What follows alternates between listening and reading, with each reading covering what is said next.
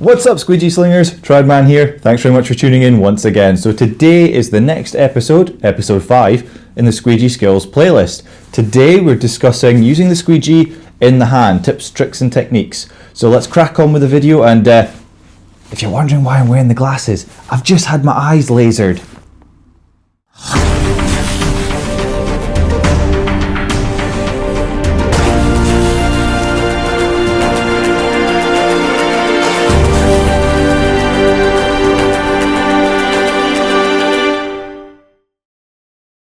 Okay then folks, so yes indeed we're talking about squeegee skills in the hand.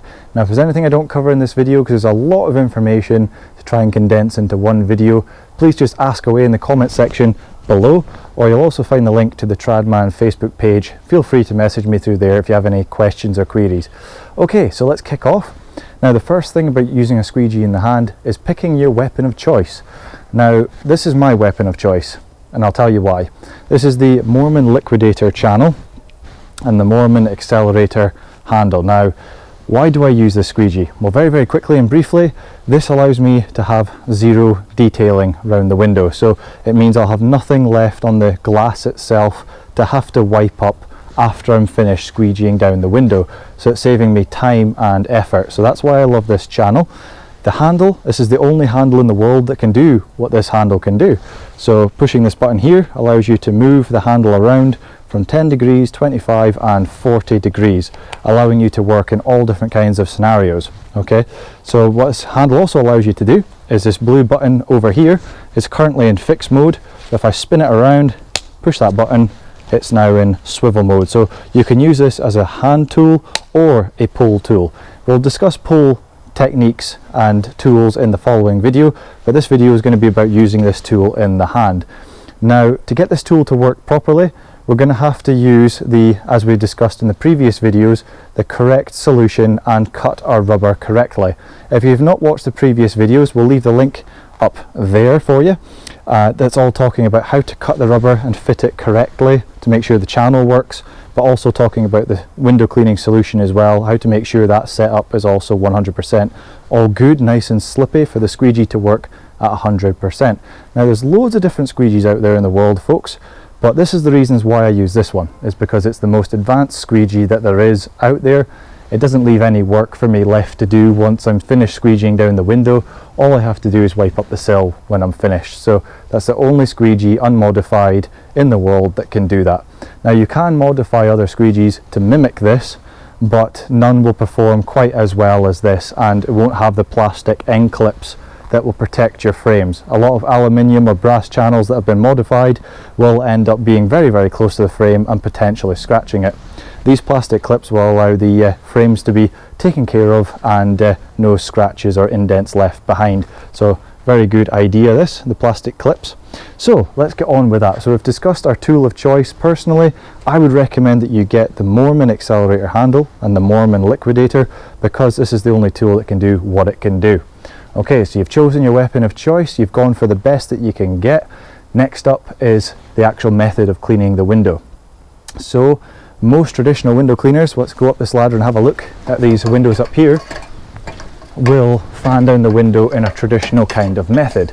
So if you've just started out window cleaning, you've maybe started doing this technique, which is, well, primer rubber like so. This technique is called straight pulls. Now you've probably seen people doing that on a pole, but quite often it leaves detailing to have to do at the top of the window. So I wouldn't encourage you to do straight pulls. What I would encourage you to do is minimum movement. Now before we get to minimum movement, we'll show you what the traditional method is most guys and ladies will use, which is to cut in, take out the top and then fan down the window like so. So it's like sort of going over a mountain kind of thing, up and over, up and over, up and over, and then finally the closeout. Okay, so that is the most commonly used method. Now this next method, which is the one I would recommend that you use, called minimum movement, is like the name suggests, getting the window done in as few moves as possible. Now what this means is you have to use the correct size of channel. So for instance, we have a relatively big window here. Would it be sensible to use a 12 inch? Well, you could use it. You could use a 12-inch, a very popular size. 14 or 12 is a very common size to use in residential, but it does mean that you will spend a little bit longer fanning down the window.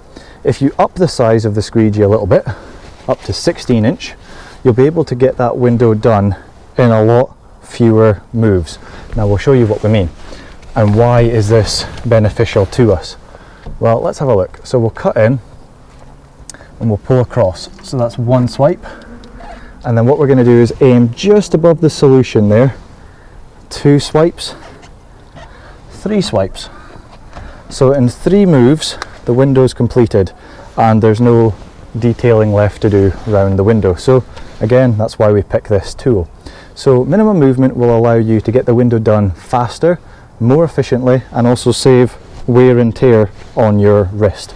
If you're fanning every single window every single day of the week, over the years your wrists will start to get a bit sore. So by using minimum movement, you'll be able to try and reduce the risks of getting sore wrists and sore fingers down to a minimum.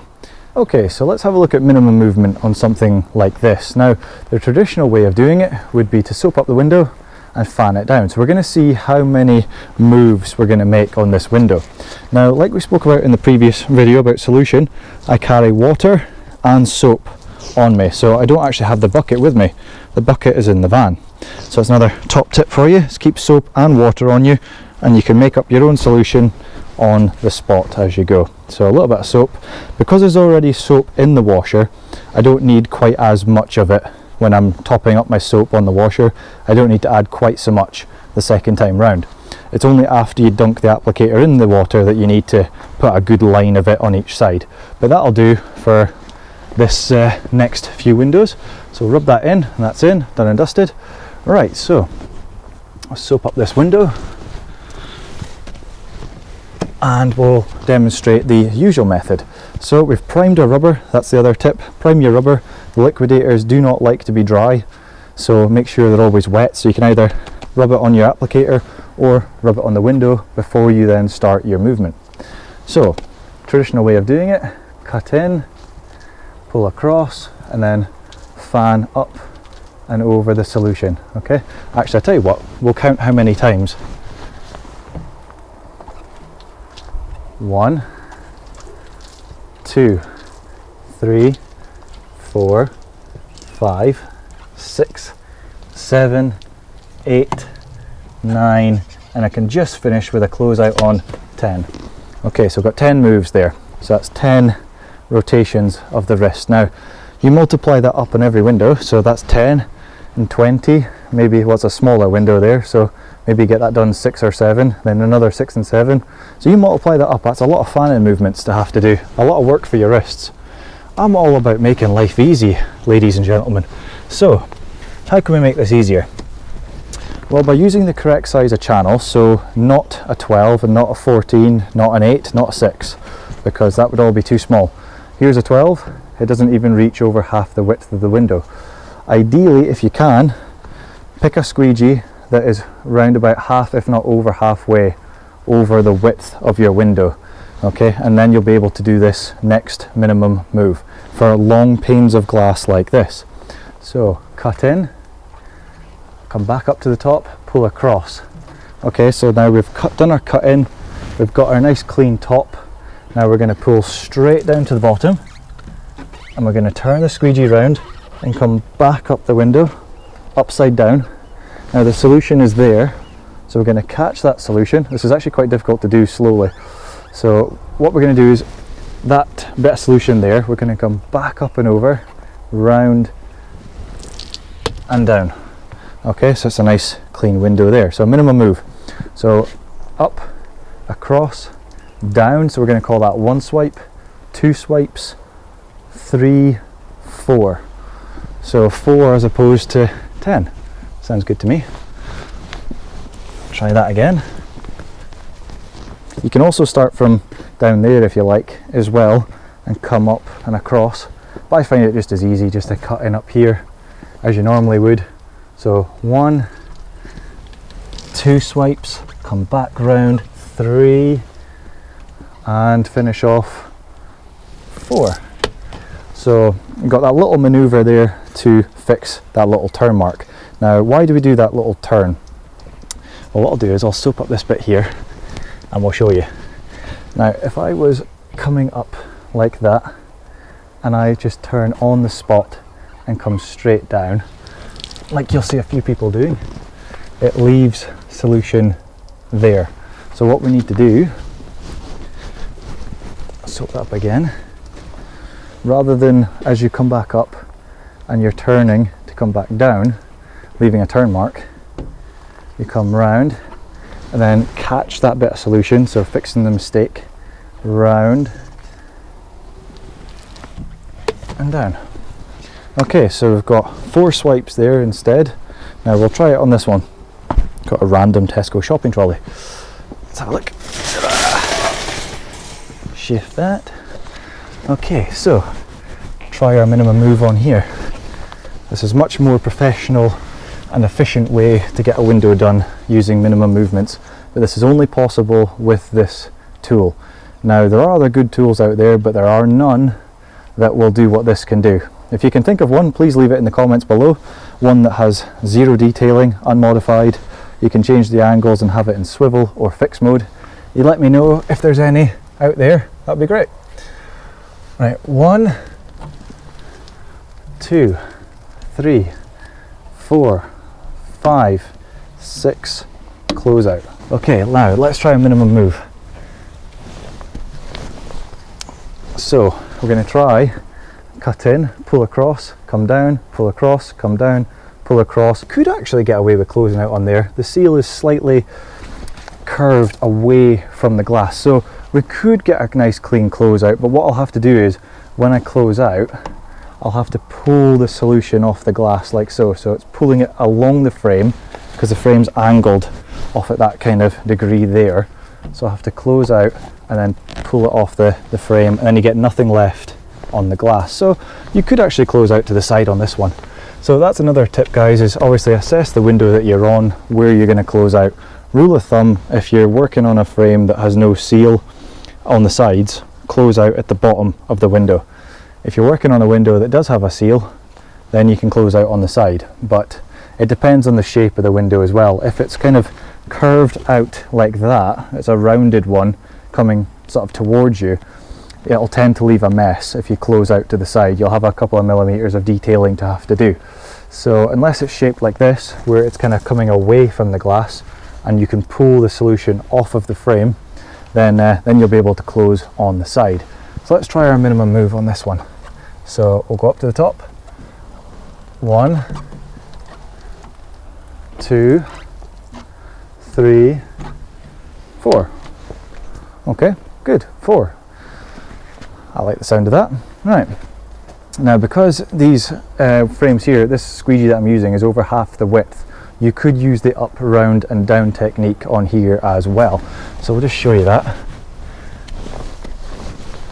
Okay. Now I'm stretching a little bit here, but hey ho. Right, so along, down, back up, round, and fix our mistake just there. That at the tip of the squeegee, we're going to catch it, come around it, and then pull straight down, like so. Okay, so that is it done in the minimum move. So save you time and energy, save those wrists, especially when you get a bit older. You're going to thank me for it. So try and do that. It's a more proficient way of getting it done and in less time. So that's my next tip, is after you've chosen your weapon of choice, use minimum moves on the glass to get it done faster and more efficiently. Okay, the next thing we're going to talk about is actually holding the squeegee, the grip on the squeegee. Now, a few years back, I was guilty of this myself. I used to hold the squeegee quite tight in the wrist, so by the end of the day, my wrists were quite sore. So what I recommend you do is just have a very light grip on the handle itself. Not so light that it's going to fall out your hand kind of thing, but not so tight it's like a death grip. Kind of somewhere in between, just a nice comfortable grip on the handle, and that'll save you from getting sore hands and wrists as well. You don't really need to push that hard on the glass, to be honest. It's very light pressure, especially if you're using a softer rubber. You'll get away with a lighter pressure, but With a harder rubber you will need to push that wee bit harder on the glass. But like I say, if you're in a colder climate, even up to around about 20 odd degrees Celsius, I'll still use the soft rubber and it works fine. But if you're in something like 30 degrees Celsius and above, you may find that you need something like a harder rubber. There's things like Moerman hard, that's quite a good rubber. I've used that a couple of times when it was seriously hot, which is quite rare here in Scotland. But if you are in a climate it's a bit hotter, you will need to use the harder rubber. My next tip would be, if you are going to use the accelerator in the hand, make sure you use the correct angle. Okay, so this is set at 25 degrees. There's a little button on the side here where it allows you to choose between 10 degrees, which is kind of straight like so, almost, 25 degrees, which is a more comfortable degree to use in hand, and 40 degrees. So that's a bit more efficient, I would say, for trying to close out on windows that are above your head and there's a bit of a frame that will close out nicely.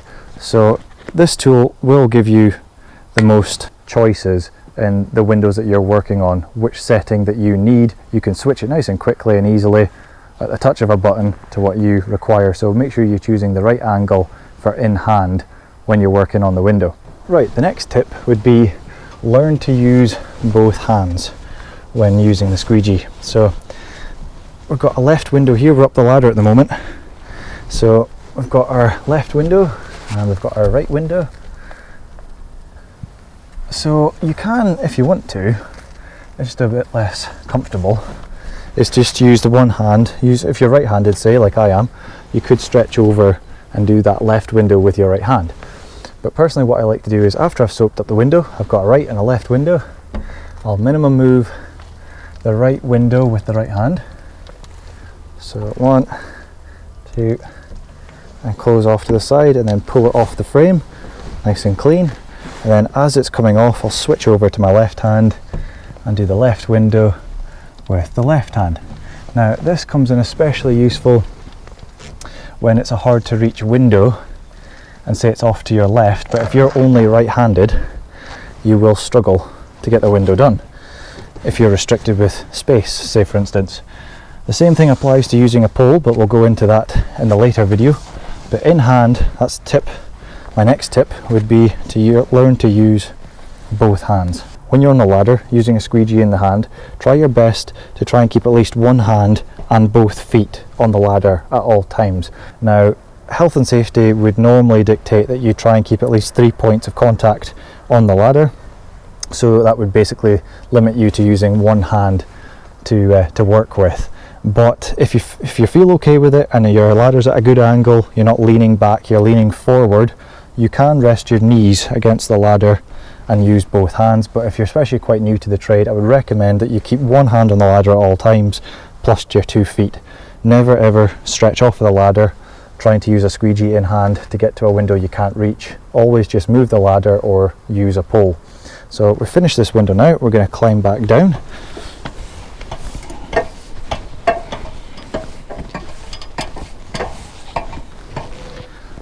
This ladder off to the side.